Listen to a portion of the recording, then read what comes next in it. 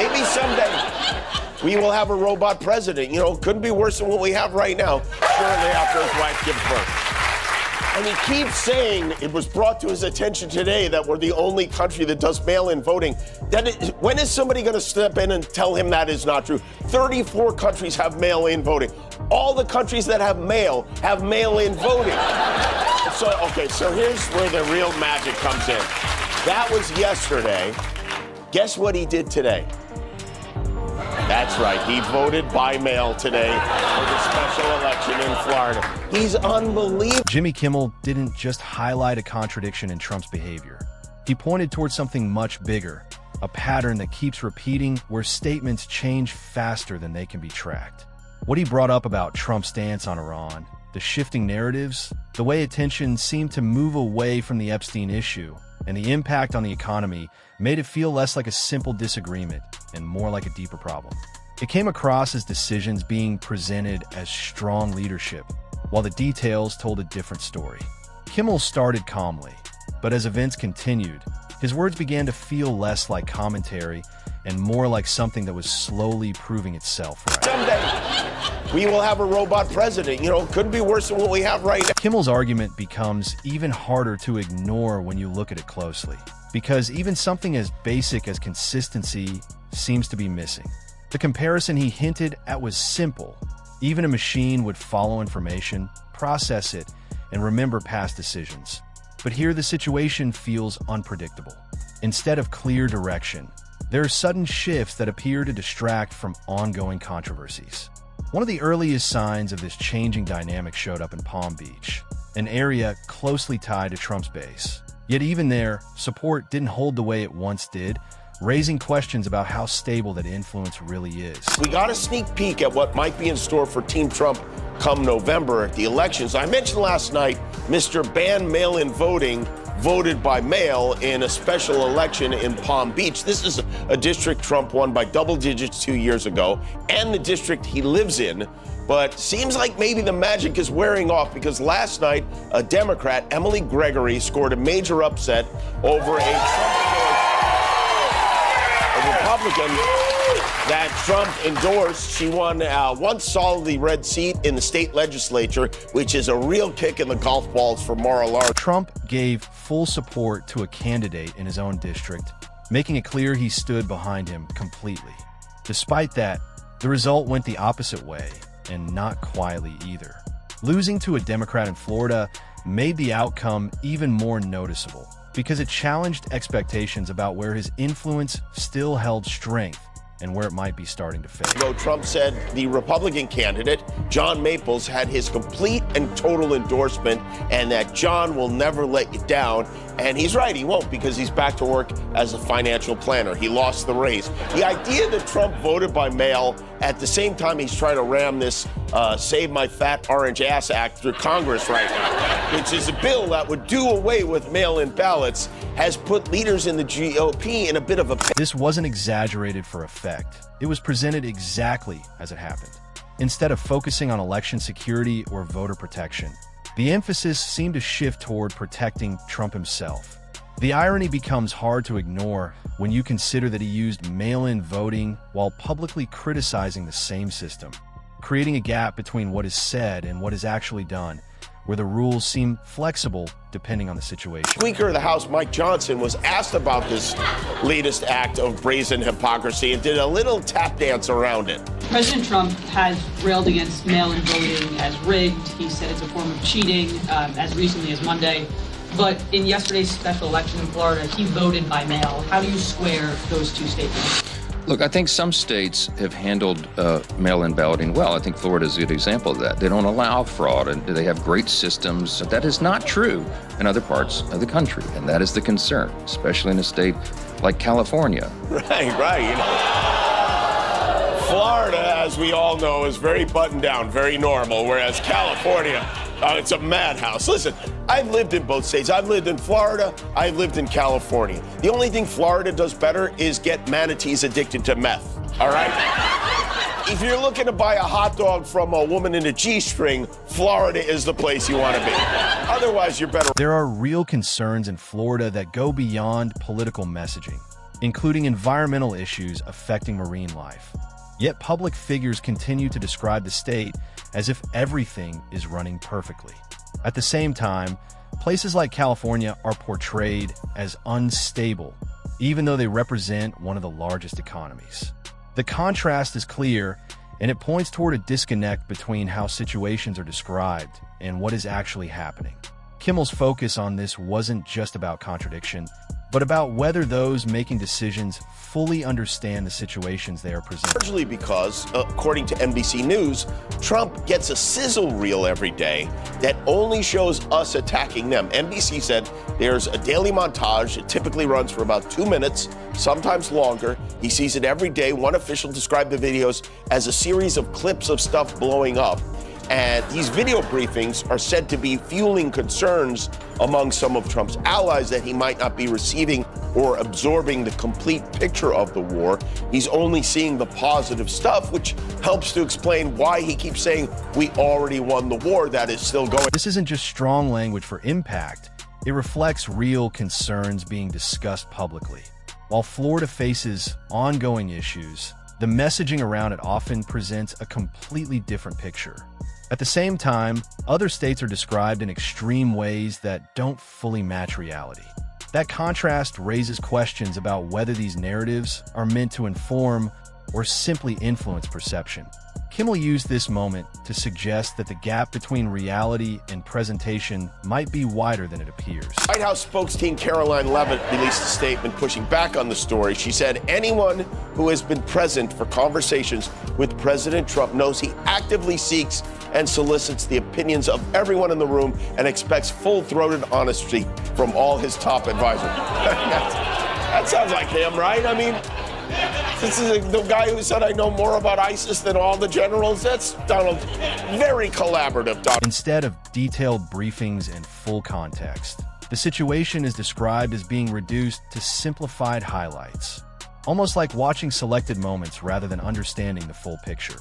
Visuals, reactions, and impact take priority, while deeper explanations about consequences and strategy seem to fade into the background. That approach makes serious decisions feel more like reactions than carefully considered actions. Every day, they're bringing him these fun little action movies of us blowing stuff up. Everyone's telling him how great he's doing. He's got 4 whole cable networks dedicated to kissing his ass 24/7. His staff is terrified to ever bring him any bad news, and he has the memory of a worm at the bottom of a bottle of mezcal. And this is the man in charge of sending our children to war, at least the ones whose dads don't have a good podiatrist to get them out of it. It's really something. These points weren't presented as exaggerated jokes, but as observations based on what was happening. When it's said that different viewpoints are being heard, it often feels like agreement is expected. And once that agreement disappears, so does influence. That dynamic changes how decisions are made and who remains part of the conversation. That is another consequence of this war in Iran. The president's former pen pal, Kim Jong-un, says the lesson that he's learned is that you can't trust the sweet talk from the U.S. And as a result, he says he's going to make sure North Korea's nuclear status is irreversible. So I guess Trump wrote all those love letters for no reason at all. And to really rub it into his pumpkin face, Kim Jong-un was just reelected to a third term with 99.93% of the vote. The other 0.07% are dead. They're deceased now. Trump publicly spoke positively about a leader often viewed as controversial, presenting the relationship in a favorable way. But the long-term effect of that approach appears to have reduced trust rather than building it. Other countries responded in their own ways, continuing their actions without hesitation, which added to global tension instead of reducing it. At the same time, leadership within defense structures appeared uncertain, adding another layer of concern. You can see Pete is fired up. The president has made it clear that you will not have a nuclear weapon. The War Department agrees. Our job is to ensure that. And so we're keeping our hand on that throttle as long as hard as is necessary to ensure the interests of the United States of America are achieved. That's the moment the Cialis kicked in. If you observe closely, the differences become noticeable not just in policy, but in presentation. The tone, pacing, and clarity during serious discussions sometimes feel inconsistent, which doesn't inspire confidence in situations that require precision. Instead, it raises questions about whether everything is being handled with the level of focus it demands, especially when the stakes are as high as they are. Iranians have said they will not accept Jared Kushner or Trump's special envoy to the Middle East, Steve Witkoff, as negotiators. The Iranians have a nickname for Jared. They call him the sorrowful broomstick, which sounds better in Farsi, and it's weird that the Iranians don't want to negotiate with Trump's son-in-law, whose primary job experience before this was holding Ivanka's purse. It seems very unfriendly. They want J.D. Vance to be the point person on top. In global discussions, figures like Jared Kushner are often viewed less for expertise and more for their connections. That perception becomes important when decisions involve complex negotiations that require deep understanding. The response from other parties reflects that skepticism, as they choose to engage with individuals they see as more grounded, even if those choices seem unconventional. The lives of millions of people are now in the hands of a man who struggled to order a donut.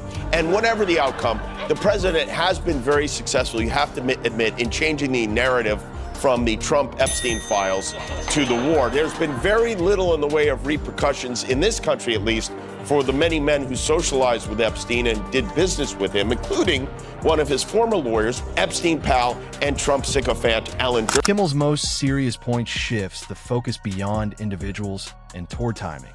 The idea that certain events may have been used to redirect attention away from ongoing issues raises questions about intention.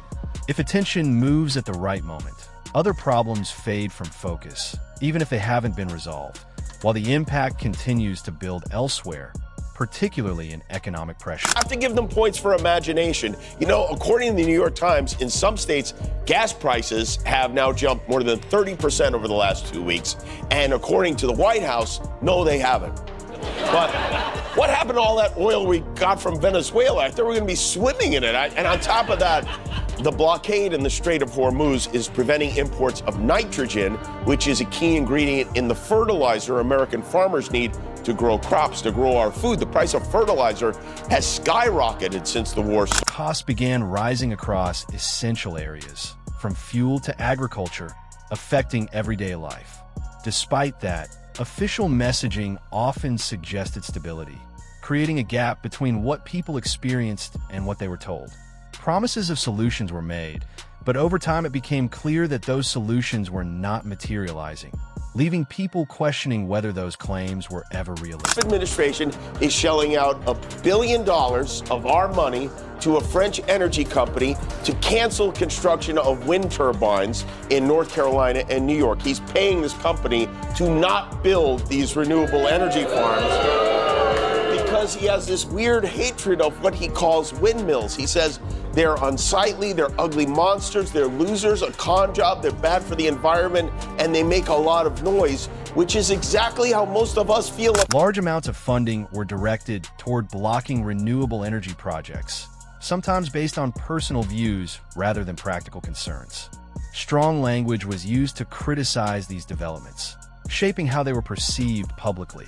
Kimmel's response reflected a wider frustration, not just as humor, but as a reaction to how these decisions are being understood by those affected. The president, there was some major progress yesterday thanks to a mysterious gift. You think I trust them? I don't trust them. Then why bother talking to them? Because they're going to make a deal.